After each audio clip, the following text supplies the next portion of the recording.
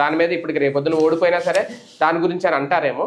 కానీ ఇక్కడ మోడీకి అది బాగా పనిచేసిందా? 92% ఓటు బ్యాంక్ ఆ స్థాయిలో పోలింగ్ జరగడానికి కారణం ఎలా దొంగ ఓట్లు వేయించడం అనేటువంటి ఇప్పుడు మిగతాది ఇప్పుడు బెంగాల్లో దాని పేరు ఏంటిది, బీహార్ కానీ ఉత్తరప్రదేశ్ కానీ ఇట్లాంటి చోట్ల తీసిన ఓట్లతో పోల్చుకుంటే ఇక్కడ తీసిన తక్కువ ఇంకా.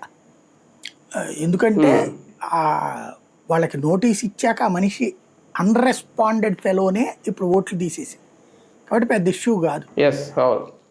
మెయిన్ ఇక్కడ అంటే బీహార్ లో కూడా ప్రభావం కనిపించింది. బీహార్లో నేను అనేది బీహార్లో ఆల్రెడీ అధికారంలో ఉన్నోళ్ళే వచ్చారు, మళ్ళీ ఎక్కడ మళ్ళీ రావచ్చు ఆ లెక్కనైతే కనుక.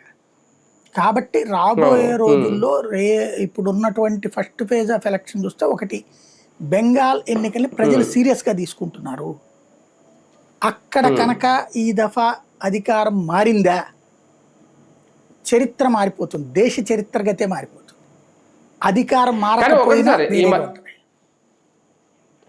ఎన్నికలకు ముందు మోడీ కానీ అమిత్ షా కానీ బీజేపీ నాయకులు పెట్టిన ఎఫర్ట్ అంటే అస్సాంని పక్కన పెట్టేయచ్చు, ఎందుకంటే అక్కడ గెలిచినా ఓకే పెద్దగా అది కొత్తగా ఖాతాలో యాడ్ అయ్యేది ఏమి ఉండదు, ఓకే అక్కడ ఓడిపోతే అది వేరే విషయం. కానీ పశ్చిమ బెంగాల్ విషయంలో చాలా కాన్ఫిడెన్స్తో ముందుకెళ్తున్నారు.